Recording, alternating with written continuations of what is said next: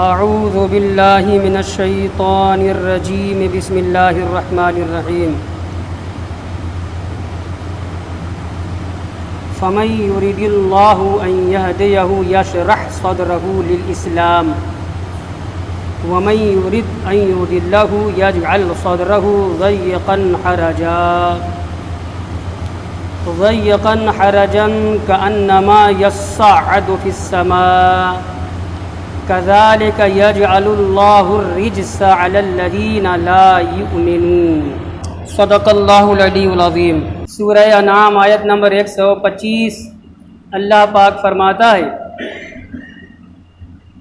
فمن يرد اللہ ان یہدیہ یشرح صدرہ للاسلام، اور اللہ جس کو ہدایت دینا چاہے یشرح صدرہ تو اس کا سینہ کھول دیتا ہے، للاسلام اسلام کے لیے، اسلام کے واسطے اس کا سینہ کھول دیتا ہے۔ کس کا؟ جس کو اللہ ہدایت دینا چاہے۔ ومن یرد ان یضلہ، اور اللہ جس کو گمراہ کرنا چاہے یجعل صدرہ ضیقا حرجا، تو اس کا سینہ تنگ کر دیتا ہے، حرجا بالکل سکڑا ہوا، کأنما یصعد فی السماء، گویا کہ وہ آسمان میں چڑھنے کا زور لگا رہا ہے۔ کذالک یجعل اللہ الرجس، یوں ہی اللہ تعالی مسلط کر دیتا ہے، ڈال دیتا ہے عذاب، علی الذین لا یؤمنون، ان لوگوں پر جو ایمان نہیں لاتے۔ ترجمہ سنا آپ نے ایک آیت کا؟ امام باغوی رحمۃ اللہ علیہ کہتے ہیں کہ اللہ پاک کا یہ فرمانا فمن یرید اللہ ان یہدیہ یشرح صدرہ للاسلام، اللہ جس کو ہدایت دینا چاہے تو اسلام قبول کرنے کے واسطے اس کا سینہ کھول دیتا ہے، کشف صدر ہو جاتا ہے، دل میں نور آ جاتا ہے، اور من میں، سمجھ میں، دماغ میں، دل میں کوئی فطور نہیں ہوتا اور کوئی گناہ کی بات نہیں ہوتی۔ اس کا سینہ، اس کا دل مثل آئینہ صاف و شفاف اور شیشے کی طرح چمکنے لگتا ہے نور الہی کی برکت سے۔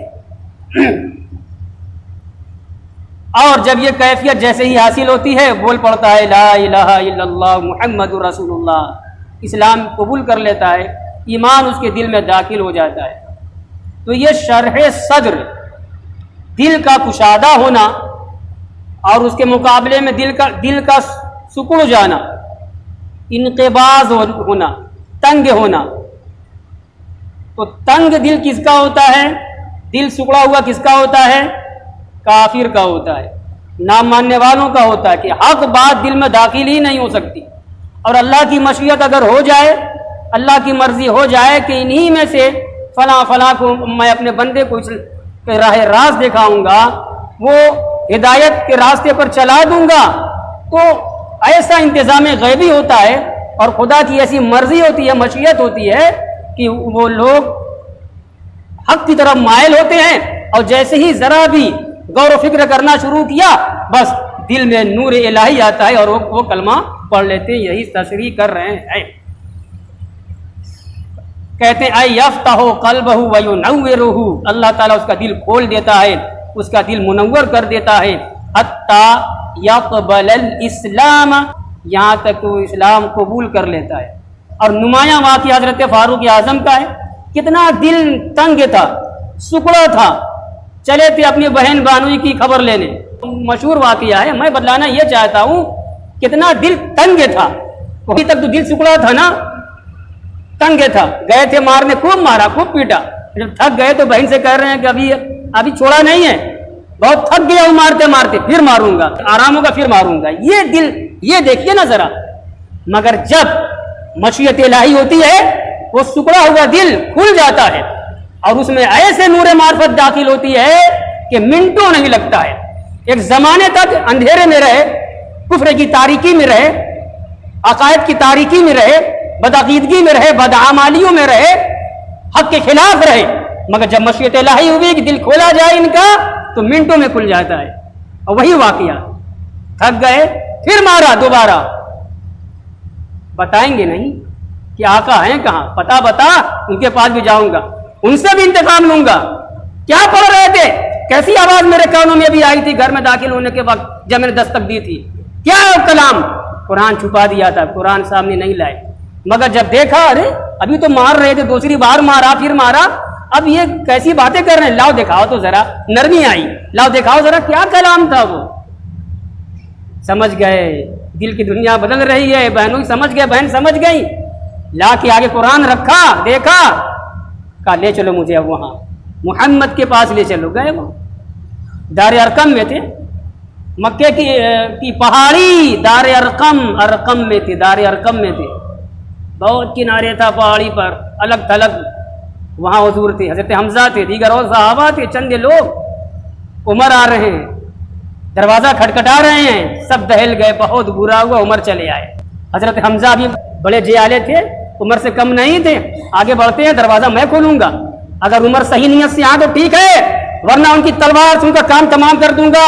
حضور روکتے ہیں، آگے بڑھتے ہیں، حضور خود دروازہ کھولتے ہیں اور یوں پکڑتے ہیں گریبان عمر کا، تم یہاں تک چلے آئے، اتنی ہمت تمہاری یہاں تک چلے آئے؟ سر جھکا لیتے ہیں اور قدموں میں گر جاتے ہیں۔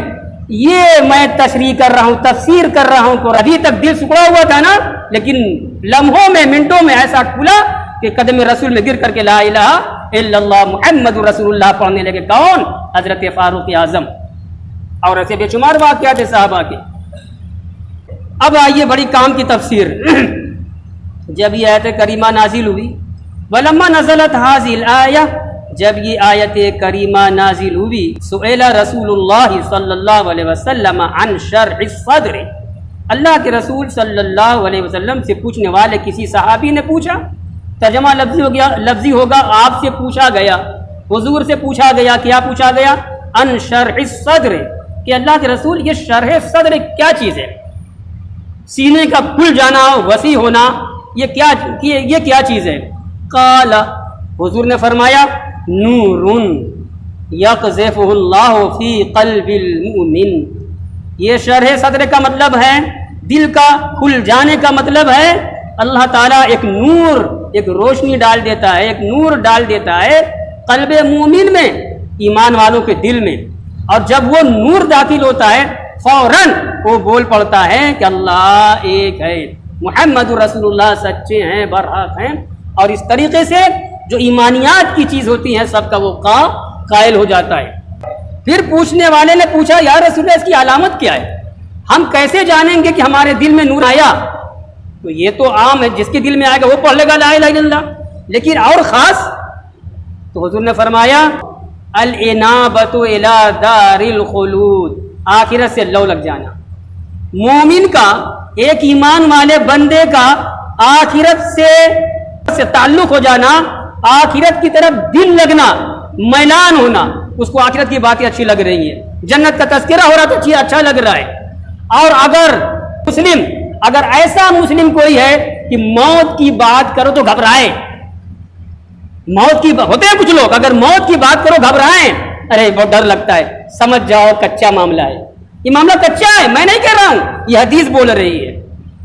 ان کے شرح صدر کا پہلا مقام تو یہ ہے کہ سب جن کو حاصل ہو جائے وہ بول پڑے لا الہ الا اللہ۔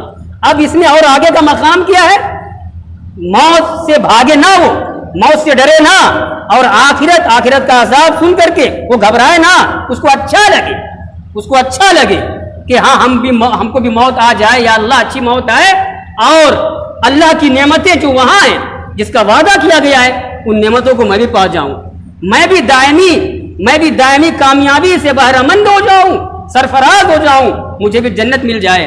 یہ اگر ہے جذبہ تو سمجھ جاؤ کہ معاملہ ٹھیک ہے، اور اگر موت سے گھبرانا ہو، آخرت کا تذکرہ کوئی کرے ارے باپ بہت ڈر لگ رہا ہے، سمجھ جاؤ معاملہ کچا ہے۔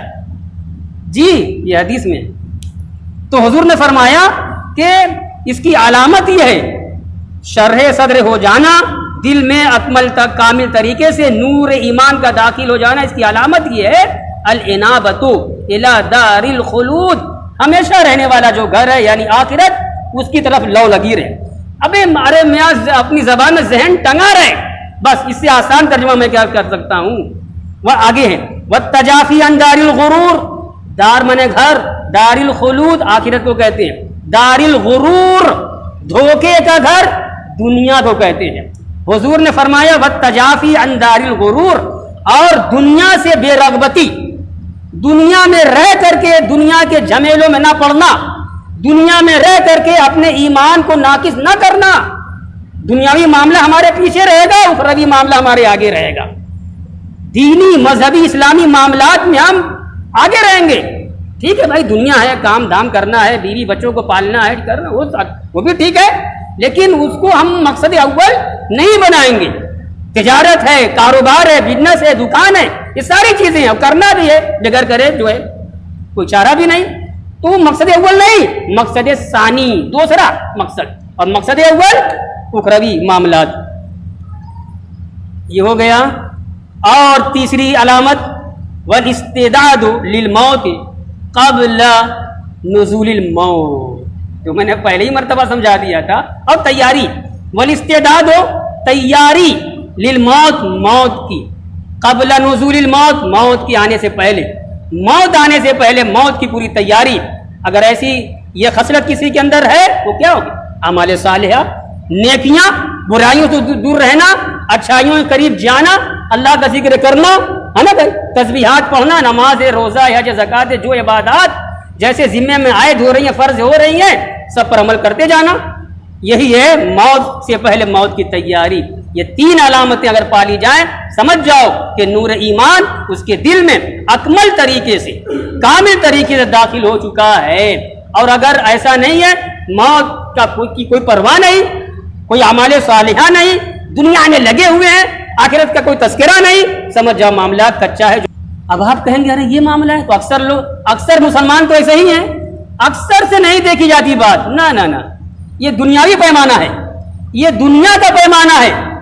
بھیڑ اکٹھا کرنا، جلوس نکالنا، میں مثال دے رہا ہوں، تو بھیڑ، اسلام کے اندر بھیڑ نہیں دیکھی جاتی، اسلام کے اندر حقیقت دیکھی جاتی ہے۔ سب جھوٹ بول رہے ہیں تو جھوٹ بولنا صحیح ہو جائے گا؟ سماج کے زیادہ تر تجار، تاجرین، تجارت کرنے والے کس بھی بیانی کر رہے ہیں، وعدہ خلافی کر رہے ہیں، اب آؤ تب آؤ دوں گا، ہو رہا ہے کہ نہیں؟ تو کیا وہ صحیح ہو جائے گا؟ صحیح قطعی نہیں ہوگا۔ ہزار میں ہزار اگر جھوٹ بولنے لگے، جھوٹ کبھی صحیح نہیں، سچ نہیں ہو سکتا، غلط رہے گا۔ تو اسلام کا معیار کثرت اور قلت میں نہیں ہے، اسلام کا معیار شریعت کے پیمانے میں۔ وَمَن يُرِدْ أَن يُضِلَّهُ يَجْعَلْ صَدْرَهُ ضَيِّقًا حَرَجًا، اور اللہ تعالیٰ جس کو گمراہ کرنا چاہے اس کے دل کو تنگ کر دیتا ہے، سکڑا ہوا بنا دیتا ہے۔ پوری تشریح ہو چکی، اس دل میں خیر داخل ہو ہی نہیں سکتا۔ حضرت عبداللہ بن عباس نے کہا کہ کافر کا دل ایسا سکڑا ہوا ہوتا ہے، ایسا تنگ ہوتا ہے کہ کوئی خیر کی بات داخل ہی نہیں ہو سکتی۔ اللہ کا ذکر کرو اس کو اچھا نہیں لگے گا، اور جب بتوں کی عبادت کا تذکرہ کرو اور حرام کا تذکرہ ہو، ہے نا، گناہوں کی بات ہو، مائل ہو جائے گا اس طرف۔ تو ان کا ہے دل سکڑا ہوا حق سے۔ حضرت عمر بن خطاب رضی اللہ تعالی عنہ ہیں، انہوں نے یہ آیت پڑھی۔ آیت پڑھنے کے بعد کوئی عرابی دیہات کے رہنے والے تھے اور قبیلہ کنانا سے تھے، ان سے پوچھا، جی فاروق اعظم پوچھ رہے ہیں کہ قرآن میں جو حرجن یہاں آیا اس کا کیا معنی؟ نہیں جانتے تھے کیا؟ وہ عربی نہیں جانتے تھے باریکی؟